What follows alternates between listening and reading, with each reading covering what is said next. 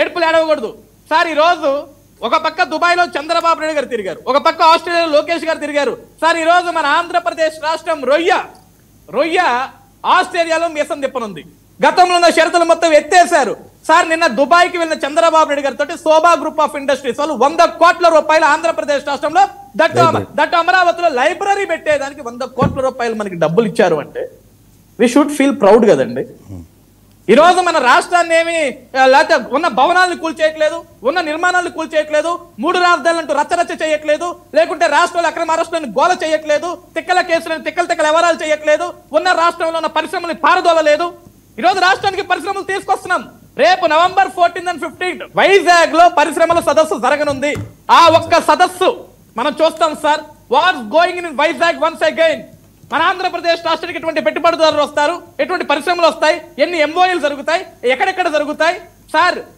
ఇప్పుడు వీళ్ళందరూ మాట్లాడుతున్నారు. చిన్నప్పరెడ్డి గారి గురించి ఒక మాట మాట్లాడారు, అంత పెద్ద డేటా సెంటర్ అంత పెద్ద అద్భుతం వస్తే అమరావతిలో పెట్టుకోవచ్చు కదా అని.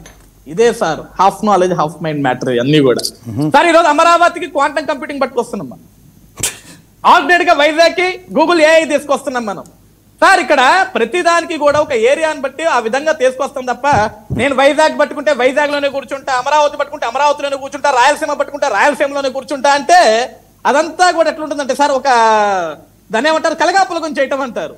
కాబట్టి మరి ఏదన్నా సరే ఒక లైఫ్ టైం రైట్ టైంలో రైట్ పాత్ లో వెళ్ళాలి తప్ప దేవుడు నోరిచ్చాడు కదా ఇష్టానుసారంగా మనం మాట్లాడుకుంటూ పోవాలా, బురద చేసుకుంటూ పోవాలి, వాళ్ళు కడుక్కుంటూ పోతారంటే కుదరదు సార్. ఒకప్పుడు సింపుల్ గా ఒక మాట చెప్తాను వర్మ గారు, ఒకప్పుడు ఏ పవన్ కళ్యాణ్ గారి గురించి వీళ్ళు ఇష్టానుసారంగా మాట్లాడారు. ఈ రోజు ఈ ప్యానల్లో కూర్చున్న 2-3 పెద్ద మనుషులు ఉన్నారు, 2 పెద్ద మనుషులు, వాళ్ళు కూడా ఇష్టానుసారంగా మాట్లాడారు పవన్ కళ్యాణ్ గారి గురించి. ఈ రోజు అదే పవన్ కళ్యాణ్ గారు చేసే రాజకీయం, ఆయన పెంచుకున్న ఆ నైపుణ్యం ఈ రోజు సార్ ఒక రాజకీయ నాయకుడు సార్ ఏంటి భాషణ లేదు సార్. మీ పవన్ కళ్యాణ్ గారి గురించి, మీ లోకేష్ గారు, మీ చంద్రబాబు గారు మాండు అన్ని మర్చిపోతే ఎవరేం చేయగలుగుతారు? అచ్చని పచ్చపోసుకోవాలి మీకు ఇష్టం అంటే ఎంతకని భరించాలి. పర్సనల్ టార్గెటింగ్ ఇద్దరు ఉన్నారు, 2 పెద్ద మనుషులు ఉన్నారు. ఏంది మీకు 100 సార్లు చెప్పా మీరా గుమ్మడికాయ దొంగ పెద్ద మనుషులు ఉన్నారు, ఇదే డిబేట్ మాట్లాడుతుంటే ఇంకెవరు ఉన్నారు? కాదండి గుమ్మడికాయల దొంగ వెయిట్ చేయండి సార్, ఆవేశం వెయిట్ చేయండి సార్. నేనేమంటున్నా సార్ ఇక్కడ ఒకటి ఏ పవన్ కళ్యాణ్ గారి గురించి అయితే వీళ్ళు ఇష్టానుసారంగా మాట్లాడారో అసలు అసెంబ్లీ గేట్ దాగుతాడని మాట్లాడారు సార్. ఈరోజు అసెంబ్లీ గేట్ లోకి రావడానికి భయపడుతున్నారు సార్. ఇంకేంటి సార్ వీళ్ళు మాట్లాడేది, వీళ్ళ గురించి మేము మాట్లాడేది సింపుల్ గానండి. ఇప్పుడు ఈ గూగుల్ డేటా సెంటర్ వలన ఒక డెకేడ్ ₹1 రాష్ట్రానికి ఆదాయం లేదు. మీరు వీళ్ళు చెప్పుకుంటారు కదా క్యాపిటల్ ఇన్వెస్ట్మెంట్ ల్యాండ్ కి 25% ఇచ్చారు subsidy, one time investment.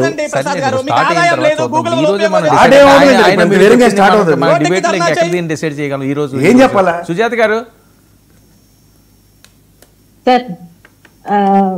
Prasad గారు కానీ చిన్నపరెడ్డి గారు కానీ గూగుల్ డేటా సెంటర్ మీద బురద జల్లాలని చూస్తుంటే చాలా నవ్వొస్తుంది సార్. అంటే వాళ్ళు అది దాని వల్ల ఉపయోగం లేదు చూస్తుంటే నవ్వొస్తుంది నిజంగా. భ్రమరావతి అని చెప్పి విపరీతంగా వాళ్ళు బురద జల్లాలని చూసారు, ప్రజలు ఊసారు. ఈ రోజు గూగుల్ డేటా సెంటర్ మీద పడ్డారు.